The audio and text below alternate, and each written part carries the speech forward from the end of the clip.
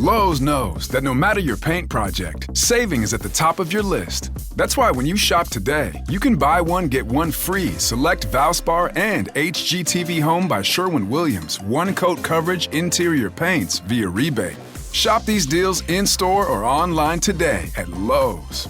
We help, you save. Selection varies by location. While supplies last. Discount taken at time of purchase. See sales associate for details. Offer valid 8/21 through 9/3.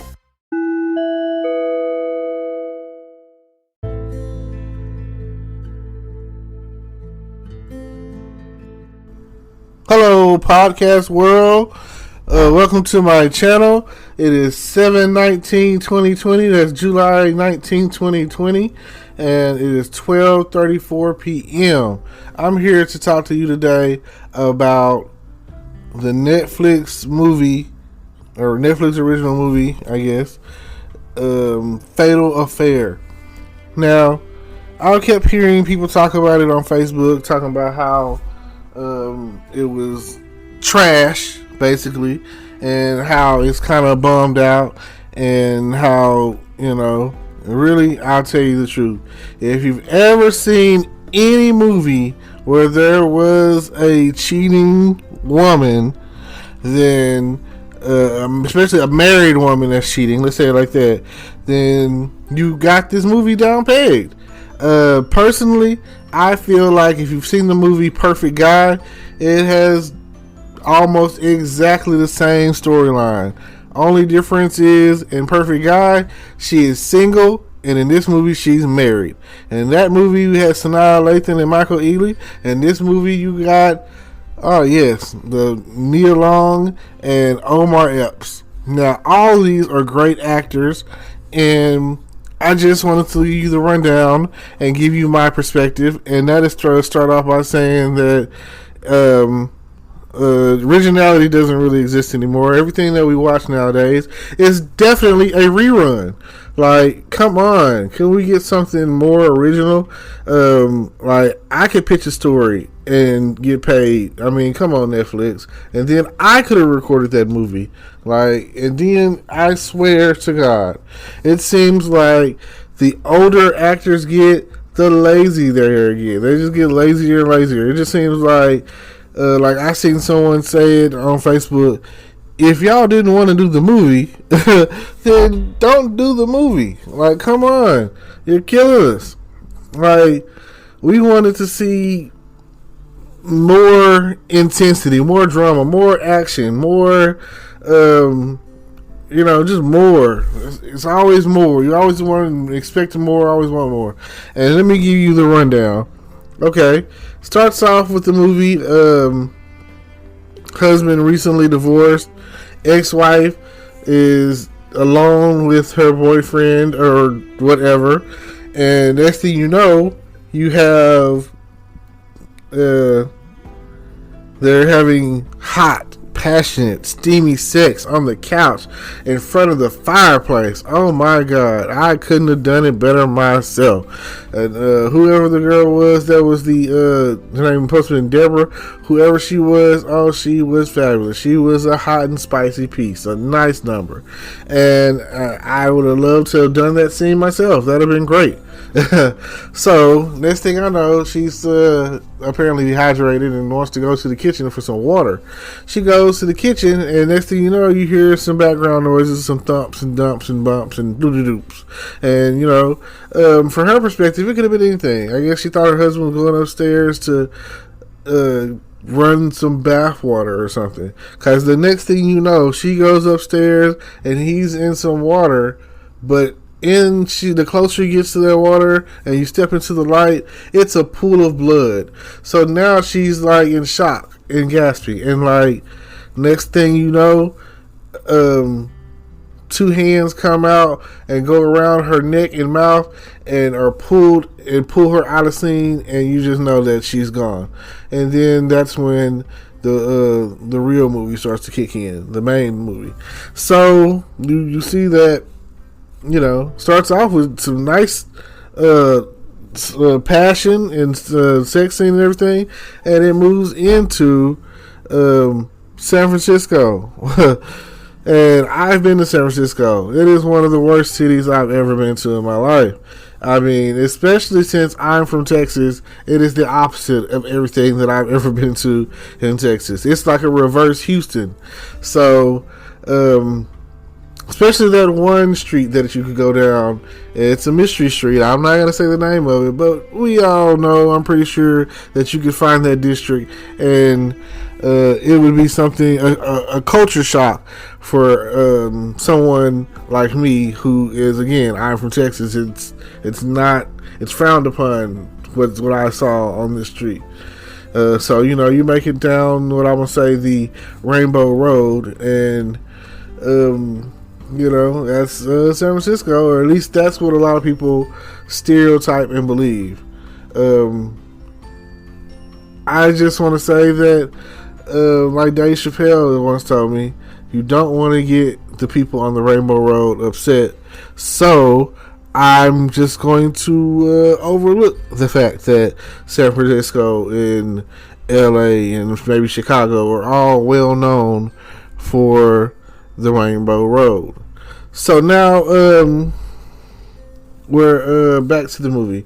So Nia Long is driving to the outskirts of San Francisco, which I would, she's getting ready to stop. She's a lawyer, of course, and her husband is a lawyer, of course. Two successful black people or whatever. Nice successful black couple, and they're moving out to the sticks, I guess, and a nice house to where, in order to get in it, you have to push buttons. You don't need a key. You just push some buttons. And that's the kind of house that I wish I could live in. Or I don't need a key. You don't have to be like, oh, I forgot my key. No, I just boop boop boop, push some buttons in, and the door opens. And my thing is, it seems like the nicer the house, the more windows you have. Most of the people I knew, we all pretty much grew up in like manufactured homes, trailer homes, or whatever, or basic 3-bedroom homes or whatever. You know what I'm saying? A few brick homes or whatever. And when I was younger, I thought that if you lived in a brick home, you were rich. Like I just felt like if you grew up in a brick house, your parents were very successful and you were very rich. And when I was younger, I did not understand the concept of money. Until this day, I am still grasping at how the value of a dollar and the worth of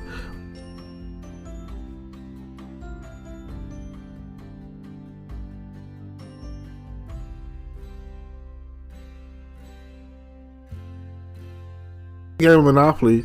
You'll understand that things can change very easily, and you never know what you're going to get. And you just have to keep trying. But yeah, it's a nice house, a lot of windows, on the beachfront, hills, all of that. The whole 9 yards. And if you've ever been to San Francisco, you'll know that they have. It's all congested in the inner city part, but when you get to the outer city part, is less space. And to me, some of the houses that I had been in were just like really nice apartments, and they call them houses. Like, there's no grass out there. Like, they build up. So, and then they have every bit of culture out there. So feel free to experiment, explore. It's one of those kind of cities. You never know what district you're in when you're in San Francisco. Now, let's see. Okay.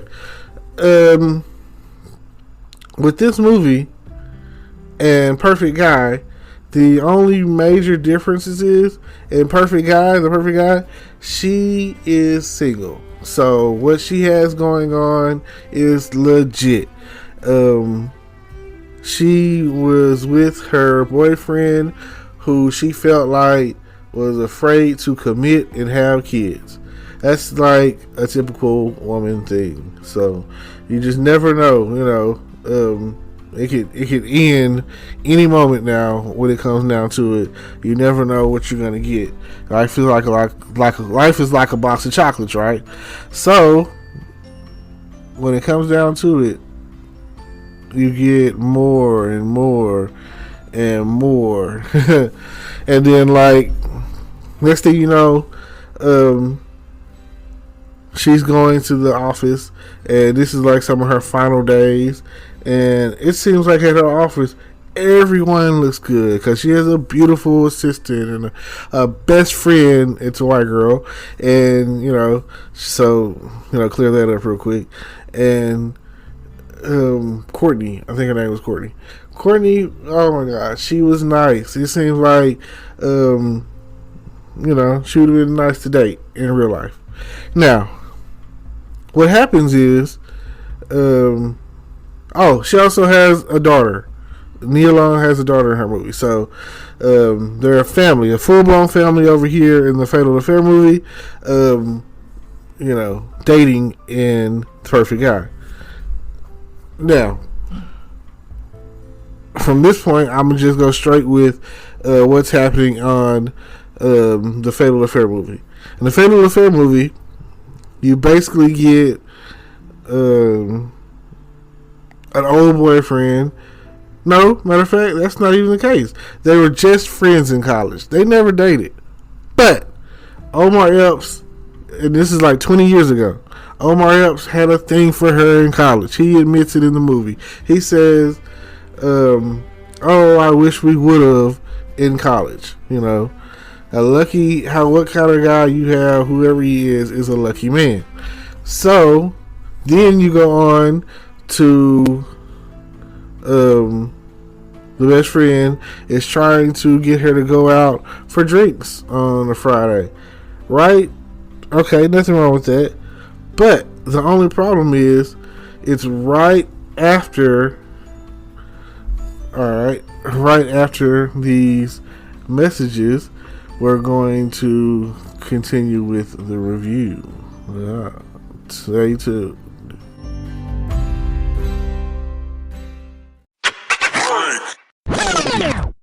Okay, welcome back. Leading on into the next part of the movie. It seems like the friend Courtney tries to get her to go on a little, girls' night out, and somehow the Courtney stuck at work with work, and she's only got a case that's coming up the next week. Which, didn't she know that before she booked the date? Anyway, well, somehow Omar Epps gets invited into the equation, and when he goes, he meets up with Nia Long. They sit there and they have a nice bottle of wine they're sitting there drinking off of, and after a while of talking and reminiscing, Nia Long just so happens to get flustered, and she just wants to step away from the table because she needs to go to the bathroom. She's in the bathroom, and next thing you know, Omar Epps comes in, and next thing you know, they're all over each other, and they're kissing, and they're touching, and she has a dress on, so he starts to pull down her panties, and next thing you know, he's trying to whip it out, and as he's trying to thrust up and get up in her, that's when she remembers, oh, I have a husband all of a sudden. So now, he's the bad guy. He's the bad guy. Oh my God. I felt sorry for him. If you knew that you had a husband at home, you knew this. Why are you kissing this man? Why are you touching this man? Why did you let this go on at all? Why didn't you get up out of there if you felt like the situation was going to be anything but what it was? And, if you weren't going to have any or show any restraint, then, again, your fault. It's like, I felt bad. It's already bad enough that they didn't tell the story of overall what happened with Deborah. There's a lot of blanks that's left in there, so where they could have filled in this movie a little bit more. Don't you hate it? I mean, I'm pretty sure they're saving it for the director's cut or something, but at the end of the day, you could do more. Like I said, I could have filmed this thing. We'll be back after a quick break. Hey there. Welcome to Good Advice Giver. First, we want to start by saying a massive thank you for tuning in today. Whether you're a long-time listener or you're joining us for the first time, we're truly grateful to have you here. We know you've got a lot of options when it comes to podcasts, so the fact that you're spending your time with us means the world. So thank you. That's right. We're excited to have you with us because here on Good Advice Giver, we cover just about everything. Whether you're interested in sports, relationships, sex, money, finances, business, digital marketing, music, education, movies, comedy, or something else entirely, we've got it all. No topic is off limits here, and we dive deep into real, meaningful conversations that matter. We've also got a mix of male and female hosts, so you're always getting a well-rounded perspective on every topic we cover, from business strategies to personal development, from car shopping to digital products like affiliate marketing. We bring a little bit of everything to the table. Our goal is to offer advice, insights, and some laughs along the way to make sure you feel welcome and engaged, no matter what brought you here. And it doesn't stop there. We're not just about giving great advice, we're about action. On this podcast, we even sell products and services we believe in, from affiliate marketing opportunities to cars and more.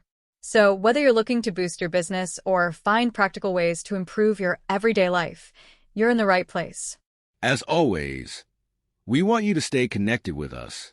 Be sure to download this episode so you can listen anytime, anywhere, whether you're commuting, working out, or just relaxing. And while you're at it, follow us on social media. We're on Instagram, Facebook, Twitter, you name it. That's the best way to stay in the loop for upcoming episodes, behind-the-scenes content, and even giveaways. And don't forget to subscribe to our YouTube channel. We're posting extra content there, including video podcasts and deep dive discussions you won't want to miss. Be sure to like, comment, and subscribe, and let us know what topics you want to hear more about. Lastly, check out the link below in the description for exclusive offers, resources, and more ways to connect with us. We're here for you, and we can't wait to bring you more valuable content. Thanks again for tuning in to Good Advice Giver. Let's get started.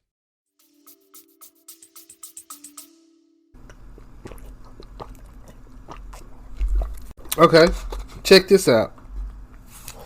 So Omar Epps goes after her. He goes running after her, chasing after her, and she's like, I can't do this. I have a husband at home and blah, blah, blah, blah, blah, And she's like, this is my ride, Uber or Lyft, it really doesn't matter. Uber's taking over anyway.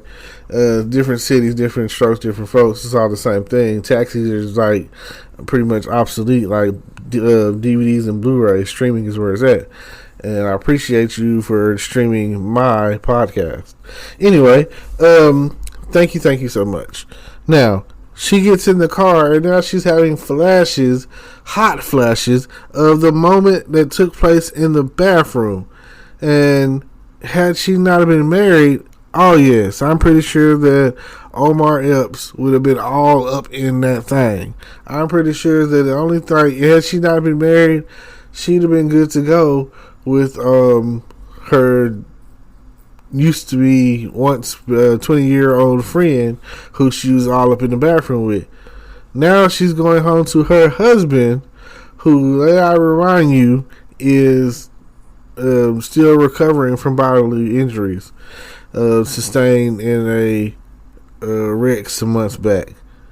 Now, they never really attach any story to that. It's just kind of like a shocker when you find out. But wouldn't it have been great if Omar Epps had set it up for him to have been in that wreck? Like, come on, writers. Like, what are you thinking? That would have been a nice little added twist to throw in the pot. I know that I just knew that, and they could have did it like this. The same point in time when us, the audience, found out that he was taking the medication and all injured or whatever, that they were playing golf. And this is, like I say, let me lead into it first. Okay, So after the fact of what happened, all that misleading, almost sexual encounter stuff took place. That's when Nia Long ghosted him. She wasn't accepting his phone calls. She didn't want to talk about it. And this man is like, what's going on? You know what I'm saying? Because he's single. You know what I'm saying? He likes you. He's single. And this is where women will look at it like, oh, he's being a creep. Or people are like, oh, he's creeping. He's being a creep or whatever. Blah, blah, blah. No, you know what I'm saying? Men want closure. You know, it's not. We don't give a damn that you got a husband at home. Just like when the shoe was on the other foot, women wouldn't care that you had a wife at home. You know, nobody cares. You're married. Who cares? If they would have began a relationship, an entanglement, you know, as they're calling it these days, if that would have taken place, then nobody would have cared. It would have been more intense if that would have happened. But no, she starts ghosting him. He's trying to talk to her over a cup of coffee, over lunch, over dinner, or just to talk, you know what I'm saying, about what happened. He wants to clear the air. He doesn't want any of this awkwardness to go on any longer. He wants everything to be all hunky-dory, and he wants her, you know, to be friends still, and, you know, try to forget that night happened, or possibly even pursue something, because she's the one that brought her marriage into the equation, talking about, here's the misleading part, talking about she's not happy at home, she's sleeping with a stranger, saying all these things that for a person that, a guy that likes you, that's been liking you since college, wants to hear. You telling him what you like, you feeding into his ego. You're like, these, again, ladies, these are very misleading things that you tell someone that if they like you, you know, it's like they say, a shoulder to cry on always turns into a dick to ride on. Just remember that. And that's basically what he felt, you know, and that's why he, like, things went the way they went. A lot of misleading going on in that whole entanglement. So it's horrible that it went that way, and it just really, really sucks that it happened like that. I don't know what to say about any of the other stuff. So yes, and instead of no. But again, I'm pretty sure if she wasn't married, it would have went down. They would have been in that bathroom like I've seen so many other movies before them, like on The Perfect Guy. And like he said on The Perfect Guy, you wasn't complaining when I had you in that bathroom. You know what I'm saying? So, like, but you have to, like, they're at the threshold of cheating. So you have to ask yourself, like, when is it cheating? Did they cheat, or did she cheat on her husband? You know, you have to ask these kind of questions and just wonder, like, what's going on?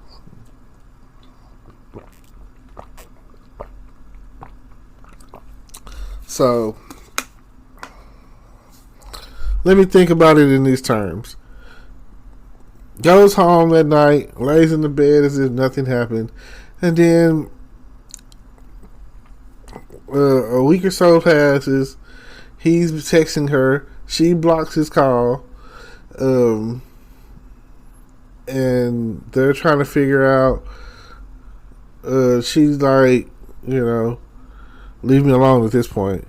After she's already fucked up, you've already opened the door. You know, you've messed up. Everything is not okay now. You do have problems, and he is your problem. Now, I want you to understand that it could have went either way, whatever way, however way you want to look at it. Just think of it like that. Now, with all that being said, what would you have done?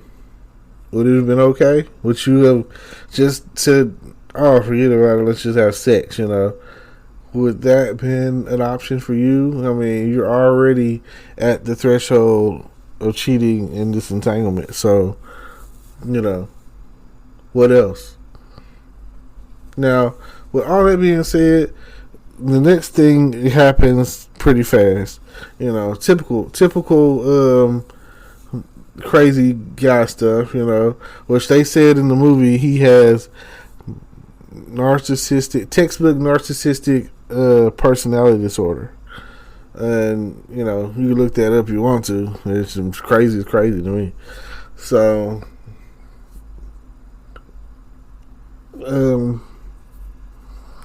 next thing I know, he's sending the video. He's hacked the club's security cameras, sent her the video while she's having dinner with her family. And then, next thing you know, he's dating her best friend, Courtney, and coming over the house with Courtney. And, it's a shock because here he is, at the house with Courtney, and the husband doesn't even know. Then, she pulls him to the side and says that he needs to come up with an excuse for them to leave. And so he does that, showing up unannounced like crazy. And then he takes her husband out for a round of golf at a golf course that apparently the husband's never been to before. So, yeah. That's when you find out about the he's been in an accident, he's in the full body cast, and that's when you find out like things are not what they seem. But that's also a perfect time frame for them to have introduced the possibility of it being Omar Epps had caused the wreck and caused him to be in the body cast. So things get worse. They go to she finally meets up with him and was like, leave Courtney alone, all this and that, leave her out of this. He was like, you can't say that you didn't feel something that night. Then she starts talking to him, saying it's like, no, I want you to leave me, my husband, my daughter alone, leave my family alone. And he was like, don't talk to me like this. And then he outcries and outbursts, Deborah. And that's when she was like, who is Deborah? And he is stuck. And he has sent her this CD with that old Send Me Forget Me Not song. It's a really good song. And when it first came, she first sent the record to the house.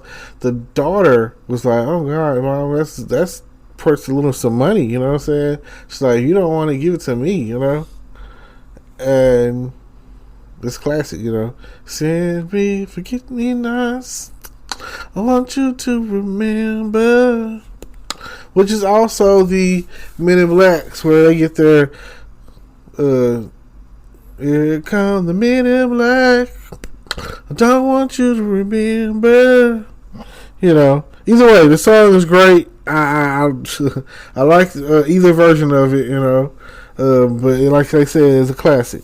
So then they go on to the next phase, and the next phase of this whole story is she's following him now. That's where she sees that he's taking her husband golfing, and that he's like with her friend, and he's even had the friend confront her at work, talking about stay away from him. I can't believe you did that. Can't believe you cheated, cheat on your husband. I was like, and she's like, what do you mean? She was like, he showed me the text messages. Now, she goes on to say, he sent that to me. He just, switched it around some kind of way. And she was like, but you're not going to believe me. And he's already a certified hacker. He's doing work hacking computer systems with her for our company, and you're not gonna believe me, your friend. So, it kind of goes on like that. Then, and I was just like, the logic is there. So I said, like I said, I put it on Facebook. I was like, oh yeah, when it comes to sex, all logic is out the window. We're females. Like, no, nobody want to hear that. Hey, they just want to have, they just shoot on to get the dick. So, next thing you know, they show them together, and it was some intense sex. It looked kind of rapey to me, but maybe it was just intense sex, and that's the type of stuff that some people like. You know what I'm saying? Like, got his hand around her throat and around her neck or whatever, and he's pushing her hands to the top, like they're already on like a dresser, and he's pushing her hands onto the dresser, like almost, don't move your hands, don't touch me, don't do nothing, you know what I'm saying? I control you, So it's real controlling, seeming, and aggressive, and I'm pretty sure that, some people watched it, they probably got turned on by it and thought it was whatever. So, by the time it was done, I think she was ready to cook him breakfast, and fix his coffee, all of that. Because the next morning, Neil Long is still sitting outside, and she escorts him out, whatever. And then eventually, Neil Long finesses her way into her apartment. No, his apartment, into his apartment, and finds his laptop and finds like pictures, old recent pictures, and pictures of his old ex-wife who was murdered, but he was acquitted as a suspect because they did question him or whatever, and he was a suspect, but he got out of that. However, whatever, I don't know. So then,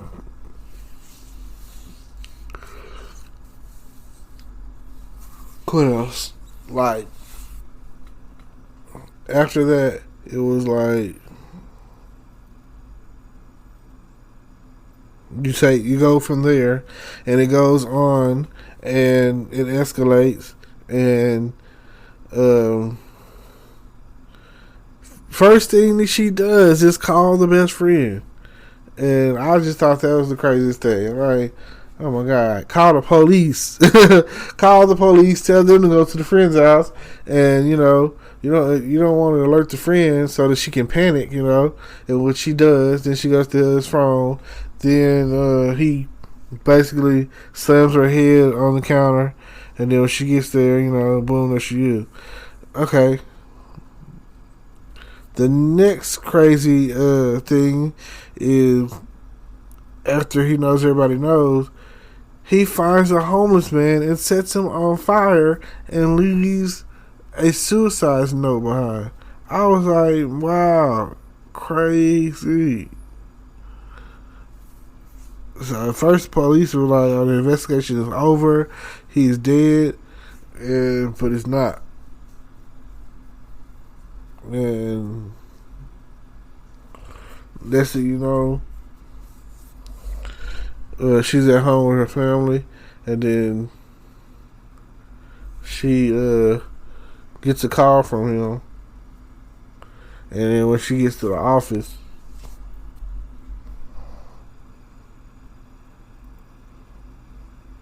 or something like that, I think. Yeah, I think she gets a call from him, and then she gets to the office, and then the other person in the movie who I thought was just so fine, the Neil Long secretary, black lady, the beautiful black chick, she's out. She didn't get to make it. She dead. He spared the white girl, I guess, because she gave him some, but she killed this black chick. Ain't that something? this Wakanda Nubian princess. You know what I'm saying? So next thing I know, she's Nia Long is racing home, but he done already got them. So she calls him and was like, "Don't touch my family," and then like her. Then she called the detective lady and told him that he's still alive. And she was like, "Oh, it'll take us a minute to get over there." So then she gets there. It's a police car in front. No, that's not what happens. Police wasn't there yet. So she gets there. They're all tied up. And next thing you know, they end up fighting. She gets the knife from him, and then unties their family. Then the police pull up, and they run out of the house. Oh, and I think the daughter, like her best friend, I guess boyfriend or whatever, was there, tied up, and then the husband was like, "No, let's go." Almost on some forget that nigga, fuck that nigga. Let's go, save ourselves. So then they go on to get outside. The police officer's neck is cut. Like duh. The daughter gets out of there. And dad makes sure of that, and then he comes back to help Nia Long. And then Nia Long's on the police car. In the police car, radioing for help. So then she pushed the button to where the lights came on. And you would think that she would have thought to grab the policeman's gun when she was off in the car. She had to think about that. Oh, but my boy Omar Epps did. Mr. Crazy himself was like, "Oh, let me get that." So he does. And okay, the husband comes along and they fight. Next thing you know, the husband's thrown outside of the house.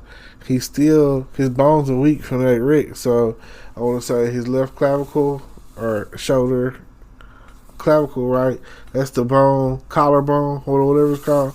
Anyway, I think his left collarbone is broken at this point, from what I could tell, and he's in pain. He's out of there basically.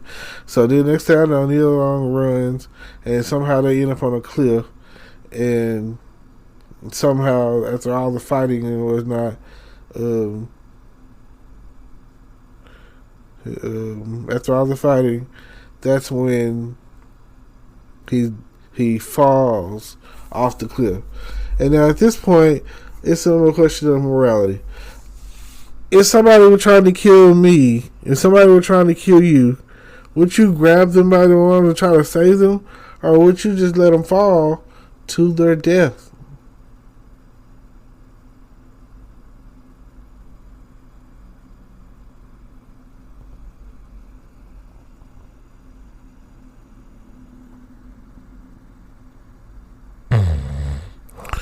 Oh, man. Sorry about that. Oh, well. I'm going to go ahead and wrap it up. So, it just made me think, like, yeah, if it was up to me, I would have let him go. I would have never tried to save him. The husband's trying to save her, and she's trying to save him. So it just like goes to show at the end of the day, this whole situation is all her fucking fault. She never should have did what she did, and it comes back to bite you at the end of the day. And if you have an entanglement, everyone's going to find it's going to come to light. So it's smash or be smashed is what it seems like, and I'm definitely trying to smash like Hulk. So, with all that said, thank you for tuning in. Hopefully I haven't spoiled this movie for you. Just let me know, and we'll probably, go from there. Don't forget to like, comment, subscribe, hit the notification bell, tune in, support, read the whatever's going on in the description with the affiliate links and other links that I might have to other whatever. You know what I'm saying? Check me out. You know, look on the description or whatever. Just go click it and see what all's going on. Feel free to give a donation. Hopefully, preferably $5, $10, $1. It all adds up at the end of the day. And thank you so very much. And it's been our time. And what else can I say other than peace? Oh, thank you. Hello, YouTube world. Welcome to my channel. Don't forget to like, comment, subscribe, and hit the notification bell so you can be notified when I drop hot content like this. And stay tuned for the next video.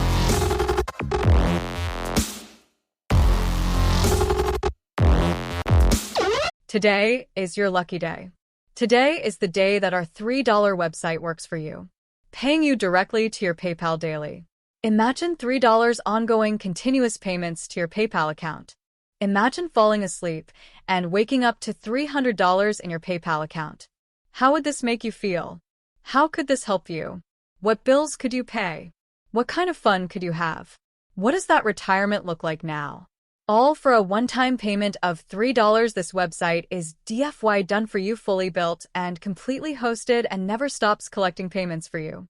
You have spent $3 on coffee on a regular, but that coffee won't help you create multiple streams of income. Click the link below.